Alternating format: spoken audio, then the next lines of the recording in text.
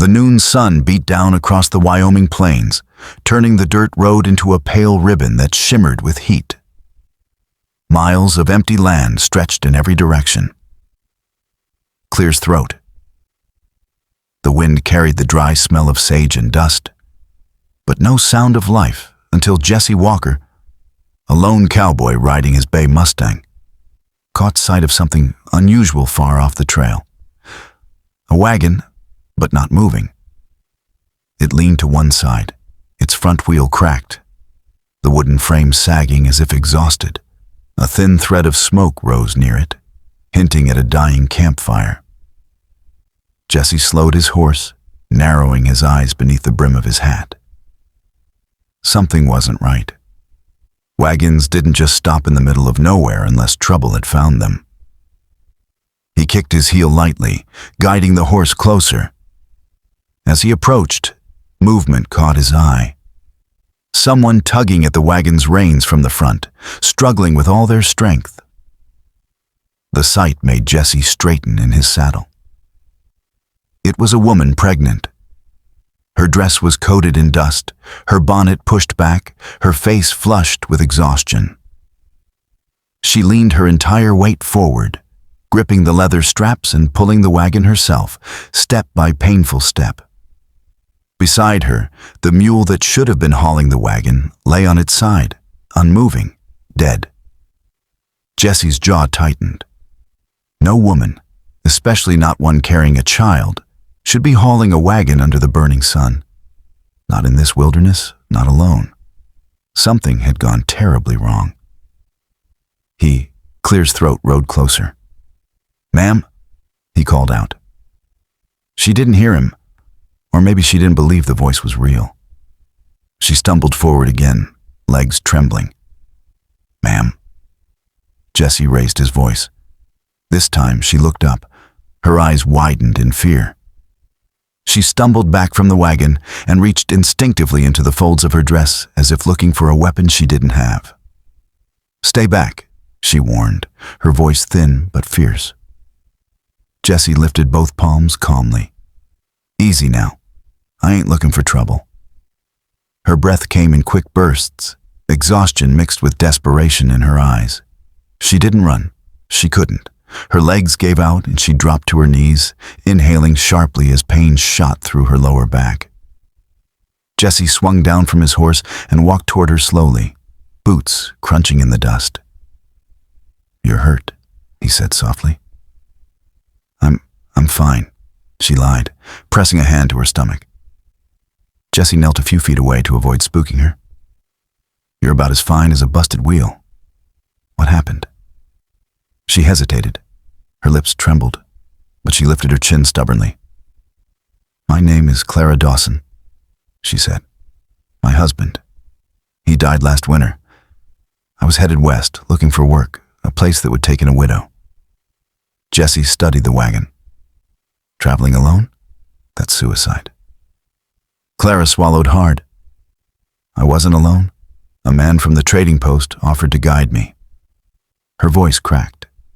"He took my food, my money, my mule. He said the wagon wasn't worth the trouble and left me, just walked off." Jesse nodded once slowly. People like that weren't new to him. The world had its share of cowards hiding behind good intentions. "And you figured you'd pull the wagon yourself?" he asked. Clara's eyes flashed with shame and stubbornness. "I don't have anywhere else to go." She tried to stand again, her knees buckled. Jesse stepped forward and caught her by the arms. That's when she finally broke. Just a little. A small gasp escaped her lips, and she leaned against him because she had no strength left. "You're coming with me," Jesse said firmly. Clara jerked back. "No, I don't know you." "I ain't asking for trust," Jesse replied. "But I ain't riding away and leaving you to die out here." Clara's eyes filled with tears she refused to let fall.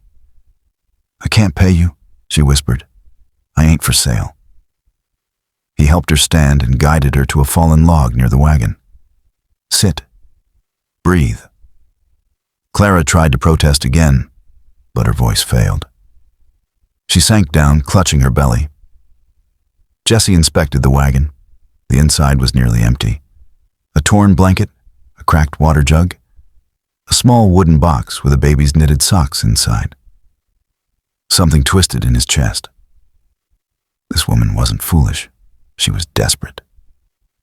He walked back to her. "You heading anywhere in particular?" Jessie asked. She hesitated before answering. "Promise Ridge? They say it's a town of good folks." "I thought maybe they'd give me work, a chance to start over before the baby comes." "You're still 2 days out," Jessie said gently. "And Snorts, you ain't making it on foot." Clara looked away, ashamed. Jessie removed his hat, brushing back his dark hair. "You got 2 choices," he said calmly. "Stay here and hope someone else comes along. Someone with better intentions than the last fella. Or," he held out a hand, "you come with me." Clara stared at his hand as if it carried both danger and salvation. She didn't move, so Jessie made the decision for her. He stepped a little closer. "You're coming with me," he said again, quiet but firm. "Whether your pride likes it or not." Clara finally whispered, "Why? Why help me?" Jessie looked out at the barren plains, the dead mule, the broken wagon. "'Cause no clears throat woman, pregnant or not, should be left for vultures and thieves. Not while I'm riding these trails." Her throat tightened. Something inside her, fear, hope, exhaustion gave way. She nodded. "I'll come." Clear's throat. Jessie didn't smile, but a softness crossed his features. He lifted her gently onto his horse, making sure she sat securely. Clara gasped at the sudden height and clung to the saddle horn. "You fall off, and I'm going to be mighty annoyed," he said dryly. She almost laughed. Almost. He tied what he could salvage from the wagon, then climbed up behind her, steadying her with one arm. The Mustang snorted and began the journey west. Clara leaned back just slightly, enough for Jessie to feel how cold her hands were, how light she felt, how frightened she really was.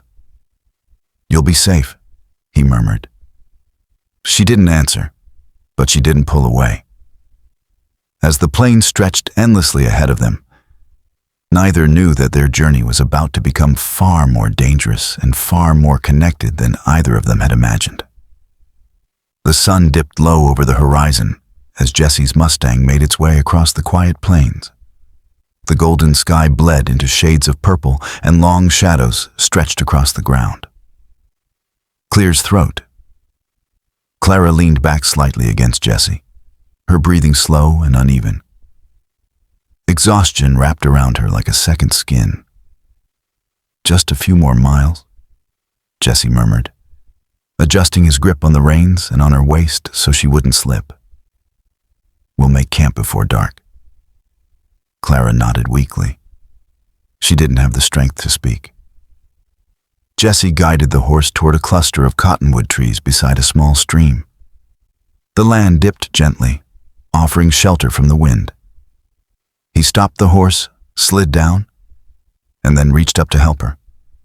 Her legs trembled the moment her feet touched the ground. Jessie caught her before she collapsed. "You okay?" he asked gently. She shook her head, tears forming in her eyes. I'm sorry. I'm slowing you down." "You ain't slowing me down," Jessie replied firmly. "This trail is slower than a Sunday preacher anyway." Despite everything, Clara let out a tiny laugh, surprised at herself. Jessie helped her sit on a soft patch of grass near the stream. He removed his coat and draped it around her shoulders. "Stay put," he said. "I'll get water and wood." Clara watched him move. Strong shoulders, calm steps, no rush, no panic. A man who carried storms inside, but never let them show. Minutes later, a small fire crackled in front of them. Jessie stirred beans in a tin pot, while Clara warmed her hands by the flames. You've been quiet, Jessie said softly as he handed her the pot. Clara hesitated, looking into the fire. I don't want to be a burden. You ain't, Jessie said. She looked up. You don't even know me. Jessie leaned back on his elbows, face lit orange by the flames. Know enough. Enough to see you're fighting harder than half the men I've met. Enough to know you shouldn't be alone. Clara swallowed. Why did you help me? Really? Jessie stared into the darkness for a long moment before answering. Because I've seen what happens to folks left alone out here. My ma died on the trail when I was a boy. P kept riding, never looked back. I swore I'd never let anyone else die that way. Not if I could help it. Clara's heart tightened. So, you saved me because of her? Jessie shook his head. No, I clears throat. Saved you because you deserve saving. The fire cracked gently between them. For the first time since she'd lost her husband, Clara felt something other than fear. Safety. It was a strange, fragile feeling, but real. Thank you, Jessie, she whispered. He tipped his hat slightly. Don't thank me yet. We still got miles to go. The first night, as the night deepened, the wind grew colder. Clara shivered under Jessie's coat. He noticed immediately. You're freezing. I'm fine, Clara whispered. Jessie stood, grabbed his bedroll from the horse, and laid it out beside the fire. You sleep here. What about you? Clara protested. He shrugged. I'll sit by the fire. I ain't need much sleep. Clara frowned. That's not fair. You rode all day. You need rest too. Jessie didn't argue. He simply picked up a stick and poked the fire gently. Clara looked at him. Really looked at him, clear his throat. And something inside her softened. Jessie, please lie down. I'll be fine. He hesitated a moment, then nodded once. All right. But if you get cold, you wake me. Clara lay on the bedroll. Jessie settled beside her, not close enough to make her uncomfortable, but close enough in case she needed him. A long silence stretched between them, filled only by the crackle of the fire. Jessie, Clara whispered. Yeah. Do you think Promise Ridge will take in a woman like me? Jessie inhaled deeply. They'd be fools not to. She smiled softly, eyes closing. You really think I'll be all right? Jessie looked at her, hair tangled from the wind, face bruised with exhaustion, hands clutching her belly protectively, and felt a tightness in his chest. Yes, he said quietly. You'll be more than all right. Clara's breath slowed as she drifted into sleep. Jessie stayed awake a while longer, watching the shadows move across the plains, keeping guard. Always keeping guard. Morning, Miles. At dawn, Clara woke to the soft sound of Jessie preparing the horse. Her body ached, but the rest had done her good. You slept? She asked. A little, Jessie said. Jessie, you can't keep doing this. Doing what? Putting yourself second. Jessie paused, almost startled by her words. Clara stood carefully and faced him. You deserve safety too, she said softly. For a moment, Jessie didn't know what to say. He simply nodded toward the horse. We best get moving. Ridge ain't waiting for us. He helped her up onto the Mustang. She held on to the saddle horn as Jessie climbed up behind her. They rode quietly for hours. The wind brushed through Clara's hair, and for the first time, she allowed herself to lean back into Jessie's strength. But the peace didn't last long. Clear's throat. Not out here. Danger on the ridge. They reached a narrow canyon trail, tall rocks on both sides, the path curving sharply. Jessie slowed the horse. Stay alert, he murmured. Why? Clara whispered. Because places like this hide more than... They were riding back with a few rabbits when they rounded the bend. Jessie's horse suddenly stiffened, snorting in warning. 3 men blocked the trail. Dirty coats, rusted rifles, hard eyes that studied Jesse first, then drifted to Clara's belly. "Traveling light for a pair," the leader said, flashing a yellowed grin. "Reckon you've got supplies stashed somewhere."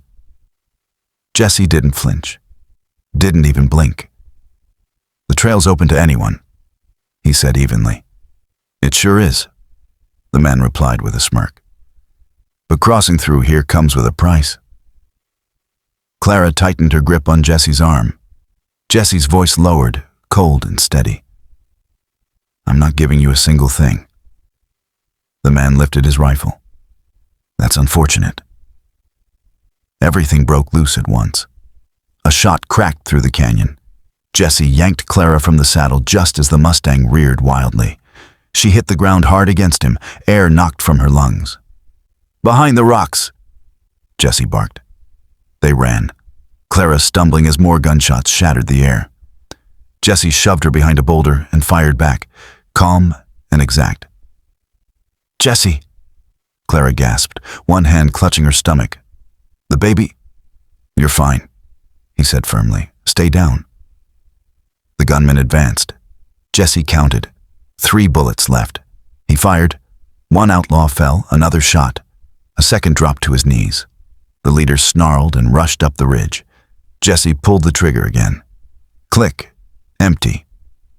The outlaw grinned. "Now what, cowboy?" Jesse stepped forward slowly, fists tightening. "Now I end it." They collided in a storm of fists and fury. Boots scraped dirt. Bodies slammed against stone. The canyon echoed with grunts and blows. Clara watched in terror as the outlaw drove Jesse hard into the rocks. "Jesse!" she cried. But he wasn't finished. He caught the man's arm mid-swing, twisted sharply, and threw him down with brutal force. The outlaw didn't rise again. Silence swallowed the canyon. Jesse staggered back, blood on his lip, bruises already forming. Clara rushed to him. "You're hurt." "I'm fine," he muttered. "No, you're not. You could have been killed." He met her gaze, fierce but shaking. "So could you." Their foreheads nearly touched as they fought for breath. "You're not losing me," Jesse murmured. Clara's eyes filled. "Don't promise what you can't guarantee. I only promise what I mean to keep." The last miles to Promise Ridge. Hours later, worn down but still standing, they finally saw Promise Ridge ahead. Smoke curled from chimneys, wide fields stretched under open sky, safety, a second chance. "We made it," Clara whispered. Jesse let out a long breath. "Yeah, you did." "You helped me," she said quietly. He shook his head. "You made it because you're stronger than you know." Clara looked at him, the man who had fought for her, shielded her, carried her through dust and danger. "Jesse," she said softly. "Yeah? I don't want this to be goodbye." He went still.